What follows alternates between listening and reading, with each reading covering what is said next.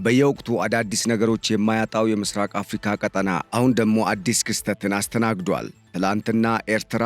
ከተመሰረተ ከ30 ዓመት በላይ ያስቆጠረውን የቀጠናውን የምስራቅ አፍሪካ በየነ መንግስታት ኢጋድ አባልነትን ለቃ መውጣቷንና ከዚህ በኋላ ከኢጋድ ጋር ያላት ግንኙነት እንደተቋረጠ ማስታወቋ ተገልጿል። በሌላ በኩል ቀጠናው ላይ አዲስ ሌላ የሚመሰረት ብሎክ ሊኖር እንደሚችል እየወጡ ያሉ መረጃዎች እያመላከቱ ነው። ከሰሞኑ የቀይ ባህር ጉዳይን በሚመለከት በተለይም የቀይ ባህር ቀጠናን ሰላምና ደህንነት ማስጠበቅ የኛ ድርሻ ነው በሚል ከዚህ ቀደም ግብጽ ከሰጠችው መግለጫ ጋር የተገናኘ አዲስ እንቅስቃሴ መጀመሩ የተሰማ ሲሆን ይህም የቀይ ባህር ብሎክ በሚል ኤርትራ፣ ሱዳንና ግብጽ እንደዚሁም ሳውዲ አረቢያ ያሉበት አዲስ ብሎክ ስለመፈጠሩ ተሰምቷል። ይህ በገሃድ ይፋ ሳይሆን አሁን ላይ ኤርትራ ከኢጋድ የመውጣቷ ጉዳይ ምናልባትም የተለያዩ ምክንያቶች ከኋላ ሊኖሩ እንደሚችሉ ተንታኞች ይጠቁማሉ። ውድ አድማጭ ተመልካቾች እንደምን ሰንብታችኋል? ይህ ገበያ ሚዲያ ነው። ፕሮግራማችን ከገበያ ሚዲያ ዘውትር በዚህ ሰዓት ወደ እናንተ የሚደርሰው የልዩ ጥንቅር የመረጃ ፕሮግራማችን ነው። በዛሬው የገበያ ሚዲያ ልዩ ጥንቅር የመረጃ ፕሮግራማችን ከላይ የጠቀስነውን የኤርትራን ከኢጋድ መውጣትና አዲሱ የቀይ ባህር ብሎክ መመስረት እንደዚሁም በምስራቅ አፍሪካ ደግሞ አዲስ ሌላ ብሎክ ይመሰረታል ተብሎ የተነገረው መረጃን በሚመለከት በመጠኑ እንደሚከተለው በዝርዝር እናስመለክታችኋለን። አብራችሁን እንድትቆዩ እየጋበዝን ቆይታችን ያማረ እንደሚሆን በማመን ለቻናላችን አዲስ የሆናችሁ ቻናሉን ሰብስክራይብ፣ ፕሮግራማችንን ደግሞ ላይክ እና ሼር እንድታደርጉ እየጋበዝን በቀጥታ ወደ መረጃው ተሻገርን።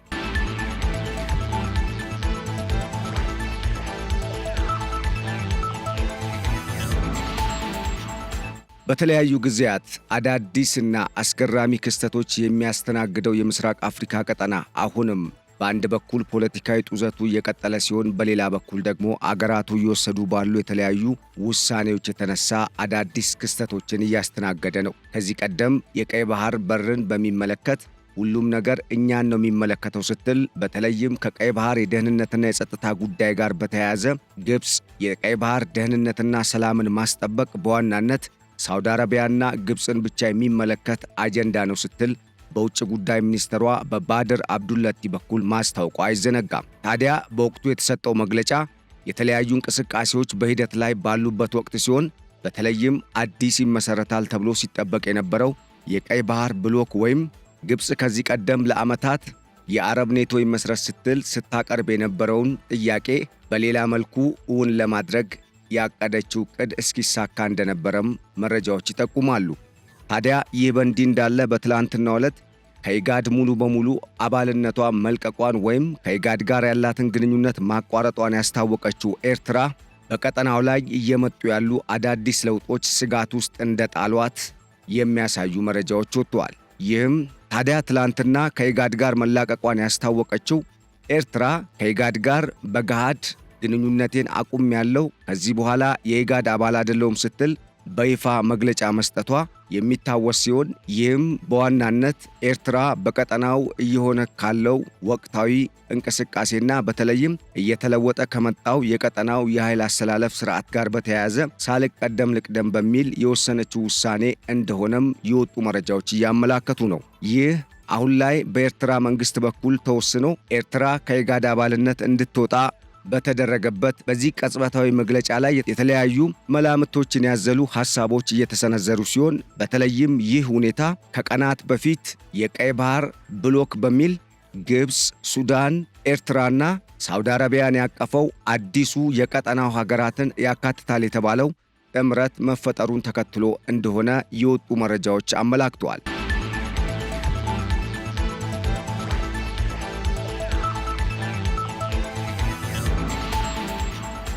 ጉዳዩን በስፋት የፈተሹ የጂኦፖለቲክስ ባለሙያዎች እንደዳሰሱትና እንዳስታወቁትም አሁን ላይ በምስራቅ አፍሪካ ቀጠና ከኢጋድ ውጪ ሌላ ብሎክ ሊመሰረት የሚችልበት ዕድል እየሰፋ ስለመምጣቱም ያመላክታሉ። ለዚህ ደግሞ በዋናነት አንዱ የኤርትራን ከኢጋድ መውጣት ምክንያት በማድረግ ሲሆን፣ በሌላ በኩል ደግሞ ኢትዮጵያ ቀጠናውን በሚመለከት ያላት አቋምና አሁን ላይ የቀይ ባህር በርን ለማግኘት እያደረገች ባለው እንቅስቃሴ አዳዲስ ለውጦች ሊመጡ እንደሚችሉ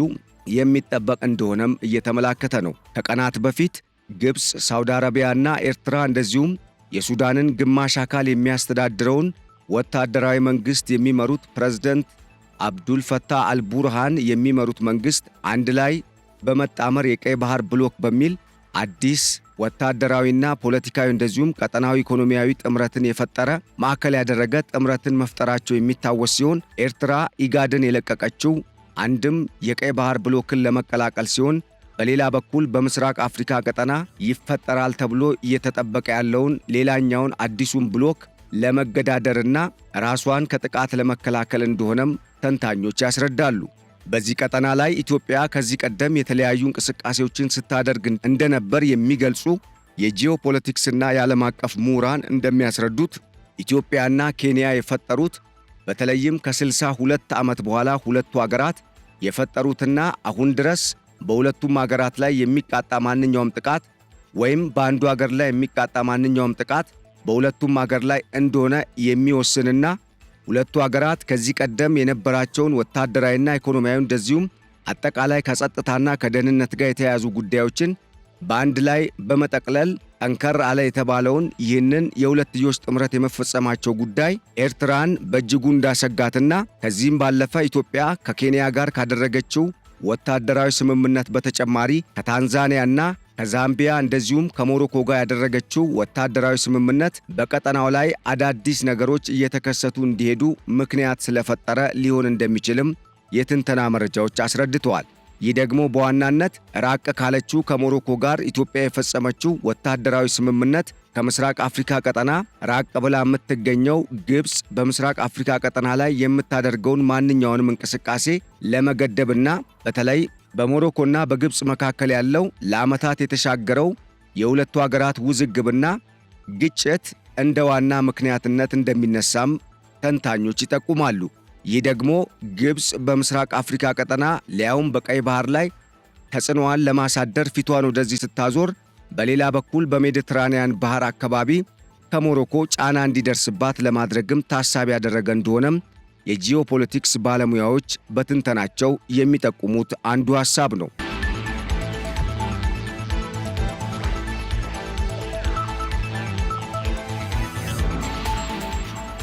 በሌላ በኩል ኢትዮጵያ በቀጠናው ላይ እንደ ራሽያና ቻይናን የመሰሉ አሁን ደግሞ ቀጠናውን ልነቀጥ ነው በሚል አሜሪካ በቀጠናው እጇን እያስገባች የመሆኗ ጉዳይ ኤርትራ የመገለል ስሜት ስለተሰማት እንደሆነም አሁን ላይ የወጡ መረጃዎች አመላክተዋል። ይህ ደግሞ ኤርትራ ምናልባትም ኢጋድን ብቻ ሳይሆን ከቀጠናው አገራት ጋር ያላትን ግንኙነት ሙሉ በሙሉ ልታቆም የምትችልበት ዕድልን ሊፈጥር የሚችል ሌላ አዲስ አካሄድን ልትከተል እንደምትችል ያመላከቱ ሲሆን ምናልባት ይህ መረጃ እውነት ሆኖ ኤርትራ ከቀጠናው አገራት ጋር ያላትን ግንኙነት በተለይ ኢትዮጵያን ጨምሮ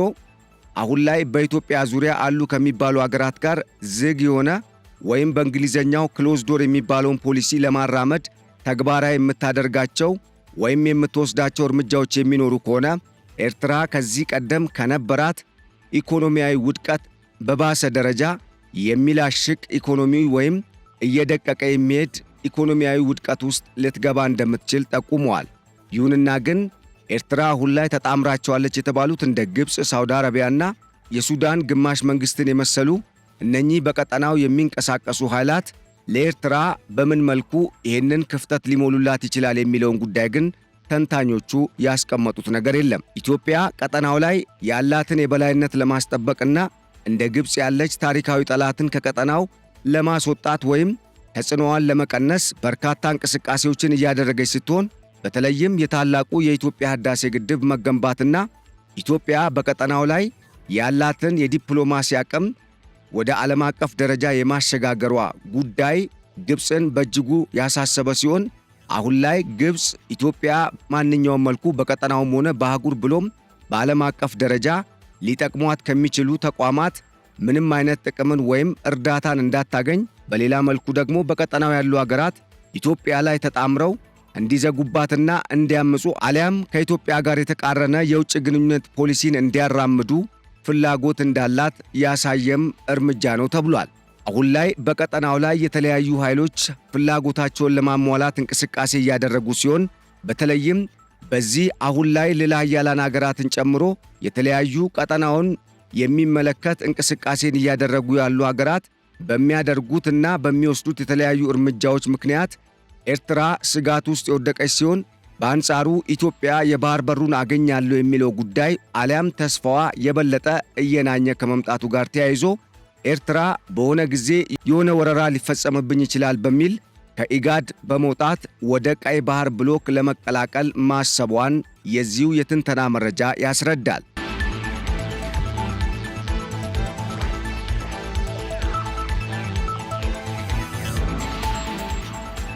አሁን ላይ በዚህ ቀጠና ውስጥ የሚንቀሳቀሱ ኃይሎች በተለይም ከምዕራቡ ዓለምም ሆነ ከምስራቁ ዓለም የመጡ መሆናቸው ደግሞ ኢትዮጵያ በሁለቱም መካከል ያለን የባለ ብዙ ወገን የውጭ ግንኙነት ፖሊሲን የምትከተል አገር እንድትሆን ያደረጋት ሲሆን፣ ይህ ደግሞ በሁለቱም በኩል የሚመጣን ጫና በቀላሉ ለመቀልበስና ኢትዮጵያ በቀጠናውም ሆነ በአህጉር አቀፍ ደረጃ የምታራምደውን ፖሊሲ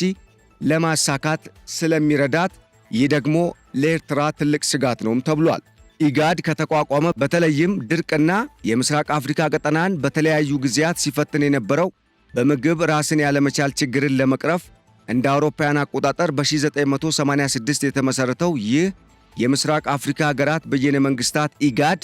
ከተመሰረተ ከ7 ዓመት በኋላ የተቀላቀለችው ኤርትራ ከ30 ዓመታት ቆይታ በኋላ ማለትም ከ1993 እንደ አውሮፓውያን አቆጣጠር ኢጋድን ከተቀላቀለች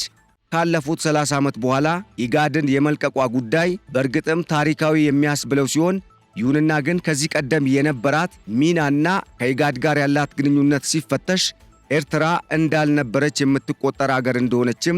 ተንታኞች ያስረዳሉ። አሁን ላይ ይህንን ጉዳይ በሚመለከት እየተሰጡ ባሉ በተለይም ቀጠናውን በቅርበት የሚያውቁ የጂኦፖለቲክስና የዓለም አቀፍ ምሁራን በሚሰጡት የትንተና መረጃ እንደሚያስረዱት ኤርትራ ኢትዮጵያ ወደ ሶማሊያ ከገባችበት እንደ አውሮፓውያን አቆጣጠር ከ2006 ጀምሮ ኢጋድ ውስጥ አለች ለማለት ከባድ ነው ያሉ ሲሆን፣ በወቅቱ የኤርትራ መንግሥት የአልሸባብና ሌሎች በቀጠናው የሚንቀሳቀሱ ቀጠናዊና ዓለም አቀፋዊ የሽብር ቡድኖችን ሲደግፍ የነበረ ከመሆኑ ጋር ተያይዞ ኢጋድ የቀጠናውን አገራት ሰላምና ደህንነት በማስጠበቅ ኢኮኖሚያዊ ትብብርን ለማጠናከርና በድንበርና በሌሎች ተያያዥ ጉዳዮች ዙሪያ የሚነሱ ግጭቶችን በሰላማዊ መንገድ በጠረጴዛ ዙሪያ ድርድር እንዲፈቱ ለማድረግ ያለመ ዓላማን አንግቦ የሚንቀሳቀስ እንደመሆኑ መጠን ኤርትራ በወቅቱ ስታደርግ የነበረውን እንቅስቃሴ መኮነኑና ኢጋድና ኤርትራ መካከል ያለው ግንኙነት መሻከሩ ኤርትራ እስካሁንም ድረስ ኢጋድ ውስጥ አለች ለማለት የማያስደፍር ሁኔታ ተፈጥሮ እንደነበር እነኚሁ ተንታኞች የኋላ ታሪኩን በመምዘዝ በኢጋድና በኤርትራ መካከል የነበረውን ግንኙነት ያስረዳሉ። በሌላ በኩል ኤርትራ የቀጠናው ዋና ተንኳሽና የግጭት ምንጭ የሆነች አገር እንደሆነች የሚያምነው ኢጋድ ኤርትራ ላይ እስካሁን ያለው አቋምና እይታ አለመቀየሩ እምነት አላሳደረብኝም የሚል ትልቅ ቅሬታ እንዳሳደረባትም የነኚሁ የምሁራኑ የትንተና መረጃ ያስረዳል።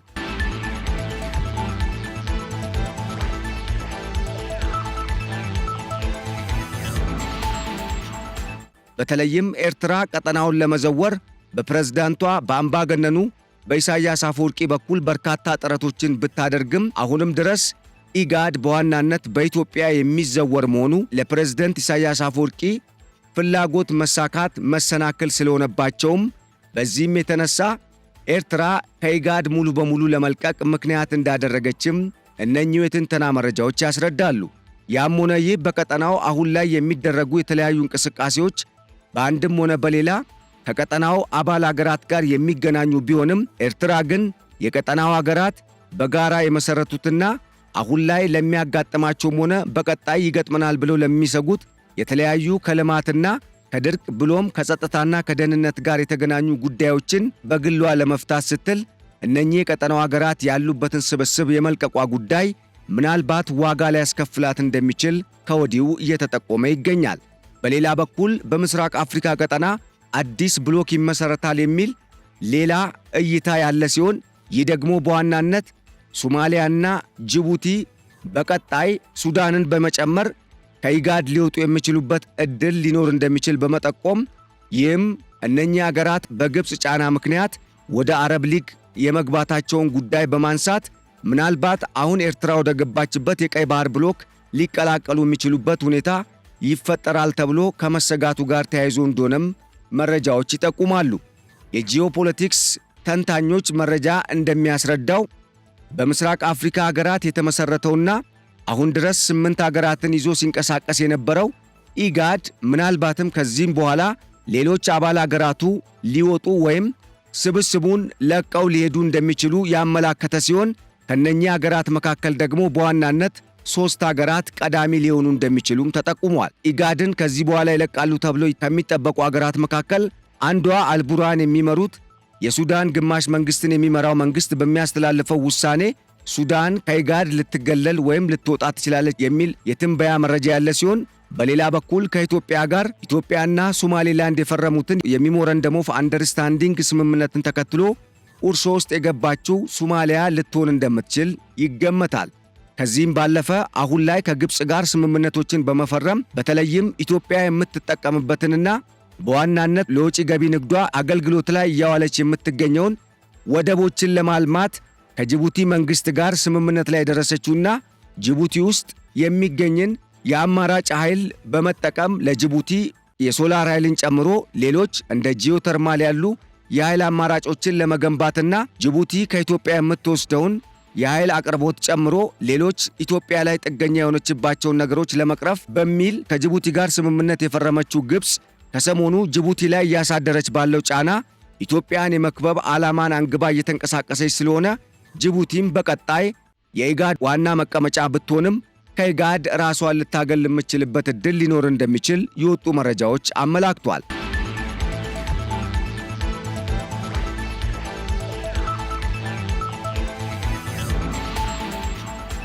ታዲያ ይህ በእንዲህ እንዳለ በምስራቅ አፍሪካ አሁን ላይ ኤርትራ ከመገንጠሏ በፊት 8 ሀገራት በአባልነት አንድ ላይ አቅፎ እያንቀሳቀሰ ነው የሚባለው ኢጋድን የሚተካና ምናልባትም በርካታ የህዝብ ቁጥር ያላቸው ሀገራት የሚቀላቀሉበት እንደዚሁም ጠንካራ ኢኮኖሚና ወታደራዊ አቅም ያላቸው የቀጠናው ሀገራት ይመሰርቱታል ተብሎ የሚጠበቀው የምስራቅ አፍሪካ ሀገራት የጋራ አሊያንስ በኢትዮጵያ፣ በኬንያ፣ በታንዛኒያ፣ በዩጋንዳ፣ በደቡብ ሱዳንና እንደዚሁም ሩዋንዳና ብሩንዲን ጨምሮ ሊመሰረት የሚችልበት ዕድል ሰፊ የሆነ የመምጣቱን ጉዳይ የትንተና መረጃዎች አስረድተዋል። ይህ ደግሞ በቀጠናው ላይ አዲስ ለውጥ እንዲመጣ የሚያደርግ ከመሆኑም በላይ ሀገራቱ ምናልባትም ከዚህ ቀደም በግብፅ ላይ ከነበራቸው አቋም በተለየ አሁን ላይ አዲስ አቋም ሊይዙ እርምጃም ሊወስዱ የሚችሉበት ሁኔታ ሊፈጠር እንደሚችል ይታመናል። ይህ ደግሞ በዋናነት ከአባይ ውሃ ጋር በተያያዘ ሲሆን የአባይ ተፋሰስ የሆኑት እነኚህ በቀጠናው አሁን ላይ አዲስ ጥምረት ሊፈጥሩ ይችላሉ ተብሎ የሚጠበቁ ሀገራት የየራሳቸውን በሀገራቸው የሚገነቡት ግድብን ለመገንባት ውሳኔ ሊያስተላልፉና የግድብ ግንባታ እንቅስቃሴንም ሊያደርጉ የሚችሉበት ዕድል የመኖሩ ጉዳይ ግብፅን በከፍተኛ ሁኔታ እንደሚያሰጋትና አሁንም ድረስ ግብፅ በድጋሚ ኢትዮጵያን በአባይ ውሃ ለመክሰስ የበቃችበት ዋና መሠረታዊ ምክንያት ኢትዮጵያ የገነባችው የታላቁ የኢትዮጵያ ህዳሴ ግድብ መገንባት በቀጠናው በተለይም በናይል ተፋሰስ ውስጥ የሚገኙ ሀገራት ሌላ የራሳቸውን ግድቦች እንዲገነቡ የልብ የሰጠ ስለሆነ እንደሆነም መረጃዎች ይጠቁማሉ። ታዲያ ቀጠናውን በተለይም በአባይ ውሃና ኢትዮጵያ የባህር በር አገኛለሁ ይህንንም አሳካለሁ ማለቷን ተከትሎ ከፍተኛ ስጋት ውስጥ የወደቀችው ግብፅ በተለያየ መልኩ ቀጠናውን ለማወክና ኢትዮጵያን ለማዳከም እንቅስቃሴ እያደረገች ባለችበት በዚህ ወቅት የቀይ ባህር ብሎክ የመፈጠሩ ጉዳይ ለግብፅ እንደ መልካም አጋጣሚ የተቆጠረ ቢሆንም በሌላ በኩል ኢትዮጵያና እስራኤል ፈጠሩት የተባለው ሰሞናዊ ድብቅ የሆነ ጠንካራ ወታደራዊ ጥምረት ደግሞ ለእነኚህ ሀገራት ከፍተኛ ስጋትን የፈጠረ ነውም ተብሏል። እንደሚታወቀው ከዚህ ቀደም የተባበሩት አረብ ኤምሬትስ ከኢትዮጵያ ጋር ሙሉ የሆነ ስምምነትን በመፈረም በጋራ እየተንቀሳቀሰች ሲሆን አሁን ደግሞ እንደ እስራኤልን የመሰሉ በቀጠናው ጠንካራ ወታደራዊ አቅምና ኢኮኖሚ እንደዚሁም በሳይንስና ቴክኖሎጂ በቀጠናው ካሉ ሀገራት የተሻለ ምናልባትም በዓለም አቀፍም ደረጃ የሚጠራ አቅም ያላት እስራኤል ከኢትዮጵያ ጋር መጣመሯ ምናልባትም ግብፅ እንዳሰበችው ቀጠናውን ለመዘወር ወይም ደግሞ እንደ ኢጋድ ያሉ የቀጠናው ስብስቦችን በማፍረስ ኢትዮጵያ ያላትን ተጽዕኖ ለመቀነስ የምታደርገው እንቅስቃሴ ላይሳካ እንደሚችል የወጡ መረጃዎች አመላክተዋል።